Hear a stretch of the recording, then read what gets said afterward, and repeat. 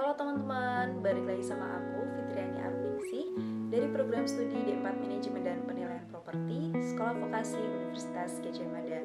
Nah, kali ini aku mau bahas lagi nih tentang siklus pengelolaan barang milik negara dan juga sistem informasi serta implementasi pengelolaan aset dalam setiap siklusnya.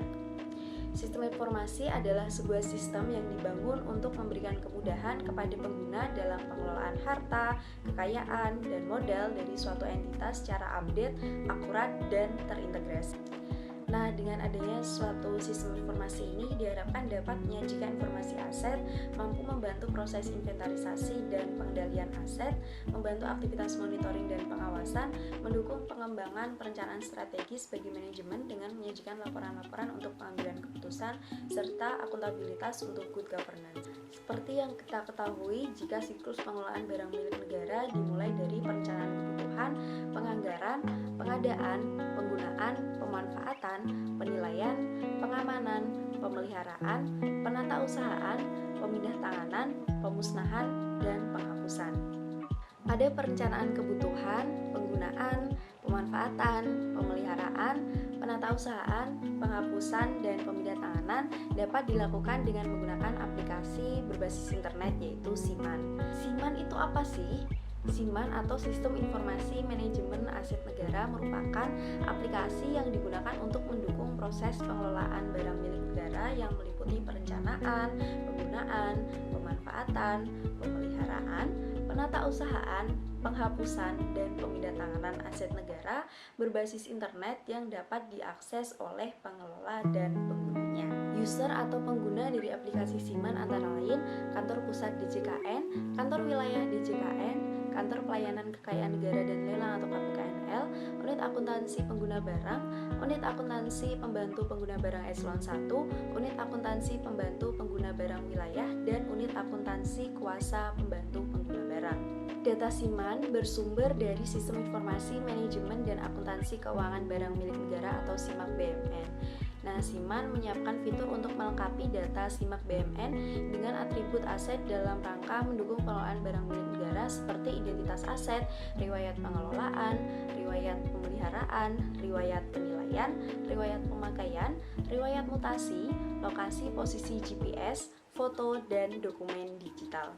Terdapat beberapa fitur dalam aplikasi SIMAN yang meliputi perencanaan kebutuhan BMN, permohonan penghapusan, pemanfaatan, dan pendatanganan BMN, master aset, monitoring aset, penelusuran aset, penatausahaan BMN yang menjadi underlying aset SBSN, pemutakhiran aset, inventarisasi, pengawasan dan pengendalian, serta penatausahaan aset idle atau pengelolaan. SIMAN merupakan salah satu sistem atau aplikasi yang digunakan oleh Direktorat Jenderal Kekayaan Negara atau DJKN yang mulai dioperasikan sejak April 2014. Kurang lebih dalam kurun waktu 8 tahun beroperasi, aplikasi ini sudah digunakan sebagaimana fungsinya. Terdapat berbagai fitur yang disediakan untuk kebutuhan pengelolaan barang milik negara atau BMN. Nah, dengan adanya sistem yang terintegrasi seperti SIMAN ini, diharapkan pencatatan dan pengelolaan barang milik negara dapat dilakukan dengan lebih baik lagi. Penggunaan SIMAN dirasa lebih efektif jika dibandingkan dengan harus melakukan pencatatan dan pengelolaan barang milik negara secara manual maupun menggunakan sistem yang terdapat pada masing-masing entitas karena data yang tercatat tidak terintegrasi. Pada tahun-tahun awal penggunaan aplikasi ini masih sering ditemukan keluhan-keluhan seperti koneksi dan juga petunjuk teknis yang kurang mudah untuk dipahami. Namun seiring dengan berjalannya waktu, SIMAN sudah lebih baik lagi untuk digunakan. Selanjutnya, untuk penganggaran dan pengadaan barang milik negara dapat dilakukan melalui sistem aplikasi keuangan tingkat instansi atau SAKTI. SAKTI merupakan aplikasi yang digunakan sebagai sarana bagi satuan kerja dalam mendukung implementasi sistem perbendaharaan dan anggaran negara atau SPAN untuk melakukan pengelolaan keuangan yang meliputi tahapan perencanaan hingga pertanggungjawaban anggaran. SAKTI mengintegrasikan seluruh aplikasi satuan kerja yang ada. Nah, mempunyai fungsi utama mulai dari perencanaan, pelaksanaan, hingga pertanggungjawaban anggaran. Selain itu, SAKTI juga menerapkan konsep single database. Aplikasi Sakti digunakan oleh entitas akuntansi dan pelaporan Kementerian Negara atau lembaga. Seluruh transaksi entitas akuntansi dan pelaporan dilakukan secara sistem elektronik. Sakti terdiri atas Sakti Online dan Sakti Offline yang menggunakan sistem single entry point, single database, dan akuntansi berbasis aktual.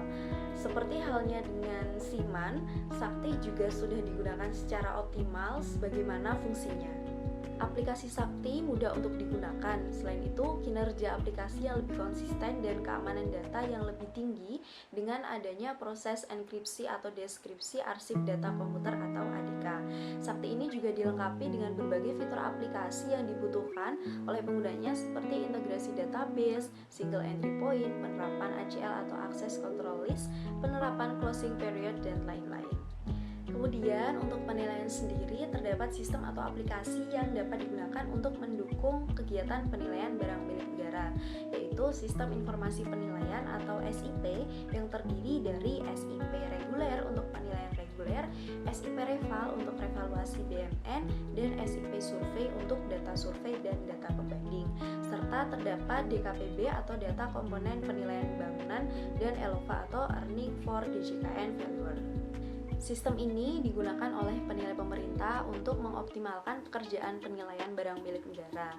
Selain itu, informasi mengenai permohonan penilaian barang milik negara dan barang jaminan lainnya dan atau harta kekayaan lainnya dapat juga diakses melalui aplikasi Sistem Informasi Pelayanan Publik Nasional atau SIPPN oleh Kementerian Pendayagunaan Aparatur Negara dan Reformasi Birokrasi atau PAN-RB. Selanjutnya adalah pemindahantanganan. Salah satu bentuk pemindahantanganan barang milik negara adalah penjualan melalui mekanisme lelang. Informasi terkait dengan lelang barang milik negara oleh KPKNL dapat diakses melalui aplikasi Lelang Indonesia dan terbuka untuk seluruh masyarakat. Dalam aplikasi tersebut, selain menyediakan informasi barang-barang yang dilelang, pengguna juga dapat mengajukan penawaran harga terhadap barang yang dilelang secara online pada aplikasi Lelang Indonesia. Sistem aplikasi Lelang Indonesia ini seharusnya menjadi inovasi yang bagus, akan tetapi ketika melihat review atau ulasan dari para penggunanya masih terdapat beberapa kekurangan seperti barang yang dilelang tidak sesuai dengan foto, kemudian deskripsi barang yang kurang lengkap. Pengguna sering mengalami kesulitan ketika melakukan proses pendaftaran, verifikasi maupun login. Kemudian aplikasi yang digunakan sering error dan pengembalian jaminan lelang yang dirasa masih lama. Untuk seluruh sistem atau aplikasi yang digunakan dalam siklus pengelolaan barang milik negara atau BMN diharapkan agar lebih efektif dalam penggunaannya, lebih mudah digunakan, minim error, serta keamanan data lebih ditingkatkan. Secara keseluruhan, sistem atau aplikasi pada siklus pengelolaan barang milik negara ini sudah dirancang dengan baik dan digunakan secara optimal. Tetapi aku merasa dalam satu siklus pengelolaan barang milik negara saja sudah terlalu banyak sistem atau aplikasi yang digunakan. Akan lebih efisien jika hanya menggunakan satu aplikasi atau jika membutuhkan beberapa aplikasi atau sistem pada setiap komponen siklusnya agar masing-masing sistem atau aplikasi tersebut dapat terintegrasi pada satu sistem yang sama gitu.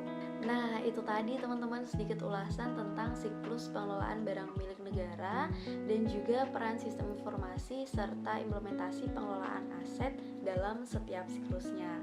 Kalau teman-teman punya informasi baru nih terkait dengan sistem informasi ataupun implementasi pengelolaan aset barang milik negara, bisa banget langsung tulis di kolom komentar.